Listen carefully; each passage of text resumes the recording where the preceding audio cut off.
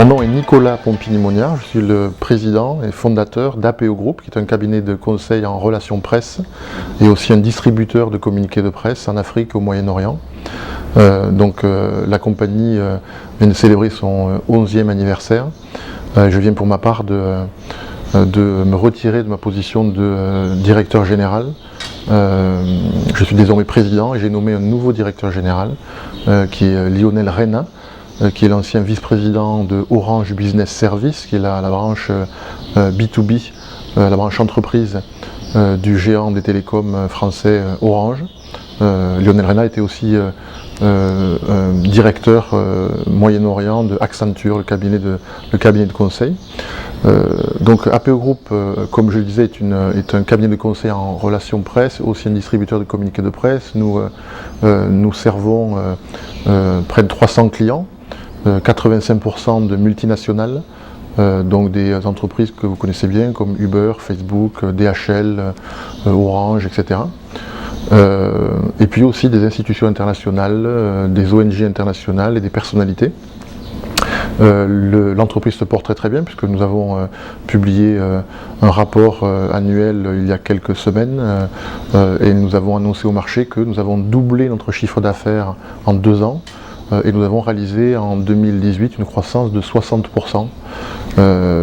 Alors évidemment, il serait facile pour nous de dire que la croissance est uniquement liée à la qualité de nos services et au talent que nous employons, mais évidemment la croissance de notre entreprise est aussi liée tout simplement à la croissance du continent et à toutes ces entreprises multinationales qui aujourd'hui viennent investir sur le continent et naturellement lorsqu'elles viennent investir sur le continent, elles ont aussi besoin de communiquer pour se faire connaître.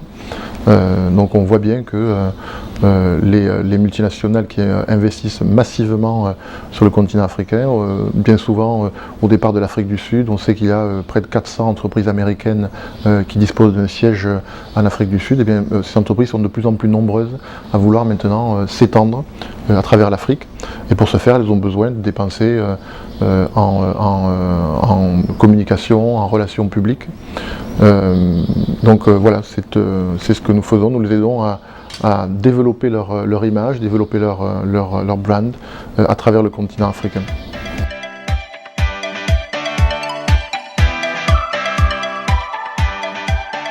Écoutez, ce qui s'est passé, c'est qu'en 2000, au début des années 2000, naturellement, les entreprises multinationales, certaines entreprises multinationales ont commencé à s'intéresser au continent africain. En général, elles ont établi leur siège africain en Afrique du Sud, pour la plupart. Et naturellement, dès qu'elles se sont implantées en Afrique du Sud, elles ont essayé de recréer leur écosystème, c'est-à-dire elles ont eu besoin d'un certain nombre de services, alors elles ont eu besoin de comptables, elles ont eu besoin de bureaux, etc., etc.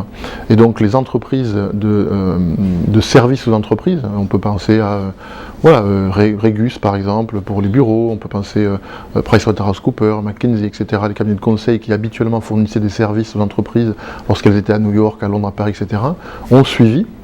Et dans la foulée, naturellement, ces entreprises multinationales implantées en Afrique ont eu besoin aussi de faire suivre leurs agences de relations publiques. Et donc, encore une fois, de recréer l'ensemble de leur écosystème. Et donc, c'est ainsi que des leaders mondiaux des relations publiques se sont implantés sur le continent africain, ils suivaient en réalité les entreprises multinationales qui étaient déjà leurs clients. Et donc on peut penser à Edelman, Fleishman Hillard, Hill & Knowlton, Wagener & Strom, etc. Et ces entreprises de relations publiques, pendant quelques années, n'ont pas eu trop de difficultés puisque leurs clients, donc ces fameuses multinationales, Microsoft travaillait avec Wagener & Strom, la firme pharmaceutique GSK pendant un temps travaillait GlaxoSmithKline, vous savez, pendant un temps travaillé avec Weber Shandwick, enfin, etc., etc. Et pendant quelques années, ces entreprises de relations publiques n'ont pas eu trop de difficultés puisque les multinationales n'ont cherché à se développer qu'en Afrique du Sud. Et tant qu'elles cantonnaient leur présence à l'Afrique du Sud, tout allait bien. Mais lorsque ces entreprises multinationales ont commencé à dire à s'adresser à leur agence de relations publiques, à dire écoutez, nous, l'Afrique du Sud, ça va bien, mais on a fait le tour. Maintenant, on veut attaquer le reste du marché africain, on veut aller au Kenya, on veut aller au Sénégal, on veut aller en Côte d'Ivoire, on veut aller au Maroc. Les entreprises de relations publiques ont eu quelques difficultés, parce que bien souvent, alors les difficultés qui sont souvent extrêmement simples, hein. Par exemple, nous avons des agences de relations publiques qui viennent vers nous tout simplement parce que leurs clients leur demandent d'organiser une interview, d'organiser une conférence de presse ou un voyage de presse dans un pays francophone. Et il se trouve que eux, en Afrique du Sud, ils n'ont aucun francophone. Difficulté. Quand le client n'a pas de francophone et quand l'agence de relations publiques n'a pas de francophone, mais que l'entreprise veut communiquer au Sénégal, par exemple, comment sont-ils censés faire? Alors c'est la raison pour laquelle nous, APO Group, nous sommes parfois appelés l'agence des agences, puisque parmi nos 300 clients, nous avons 57 agences de relations publiques, parmi les plus grandes dans le monde, et qui font appel à APO Group de manière régulière pour fournir des services à leurs clients. Encore une fois, Edelman, Fleschman Hillard, Elenonton, Wagener Ekstrom, etc. Parce que la caractéristique d'APO Group, c'est que nous fournissons des services à l'échelon réellement panafricain sur les 54 pays du continent, y compris dans des pays qui sont considérés comme un peu complexes, comme l'Érythrée par exemple, ou le Somaliland. Donc nous avons vraiment une présence partout, nous sommes capables de fournir nos services absolument partout. Donc le marché de la relation publique en Afrique, c'est un marché qui est voué à connaître une forte croissance, puisque toutes ces entreprises multinationales qui investissent sur le continent africain, évidemment, ont des objectifs ambitieux, et par conséquent, pour atteindre ces objectifs, elles ont toujours budgétisé des sommes le plus souvent assez importantes, hein, pour la publicité, les relations publiques et la communication de manière générale.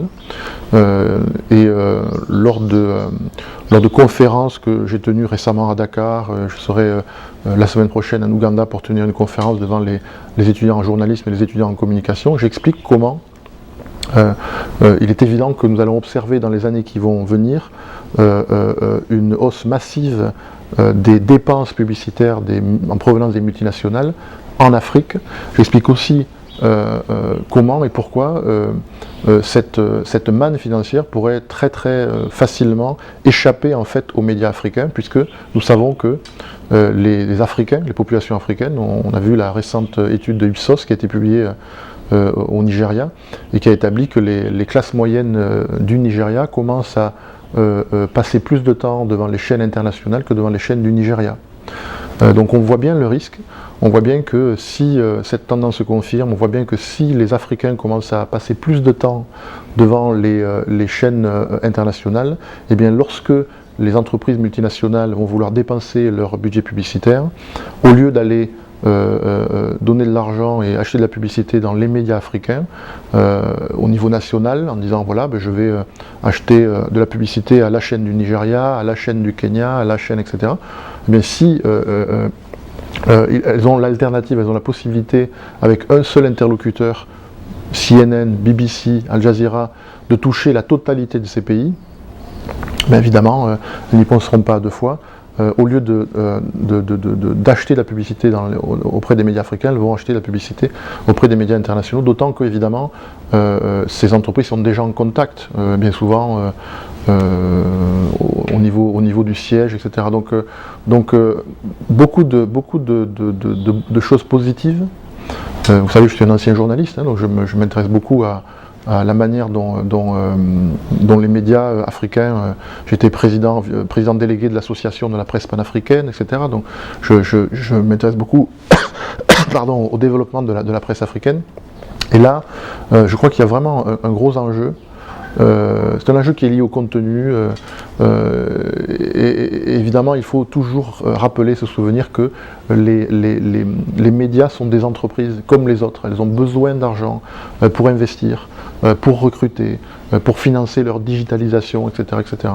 Et si, encore une fois, les recettes publicitaires des entreprises multinationales sont affectées massivement aux médias internationaux, parce que ceux-ci, dans les années qui viennent, permettent aux entreprises d'avoir une audience plus forte, ça veut dire que les médias africains auront moins d'argent, ça veut dire qu'ils n'auront pas les moyens d'investir, notamment dans la digitalisation, mais aussi dans la création de nouveaux modèles.